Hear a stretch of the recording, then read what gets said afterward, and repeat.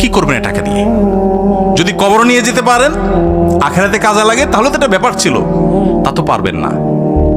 আপনি বলবেন না পারলে কি হয়েছে, ছেলে মেয়ে খাবে, ছেলে মেয়ে ভোগ করবে নিশ্চিত। বহু মানুষ সম্পদ রেখে চলে গেছে, তার ছেলে মেয়েরা ভোগ করতে পারে নাই, হাতে বুতে অন্য মানুষ খেয়ে ফেলছে, আছে না নাই? সবচেয়ে বড় হতভাগাকে জানেন? আল্লাহর জমিনে সবচেয়ে বড় দুর্ভাগা, সবচেয়ে বড় বেয়াকুব এবং নির্বোধ মানুষ হলো সে, যে যাদের জন্য চুরি করবে তারাও সে দায় নিবে না। কিয়ামতের দিন ছেলে আয়সা বলবে না, আব্বা চুরিদারি ডাকাতি 2 নম্বরই যা করছেন, ঘুষ সুদ যা খাইছেন আমাদের জন্যই তো খাইছেন, আল্লাহ আমার আব্বারা জাহান্নামে দিয়ে না, আমাদের নিয়ে যান। বলবে না ভাই, কোরআন বলেছে ইয়াউমা ইয়াফিরুল মারউ মিন আখিহি ওয়া উম্মিহি ওয়া আবিহি ওয়া সাহিবাতিহি ওয়া বানি।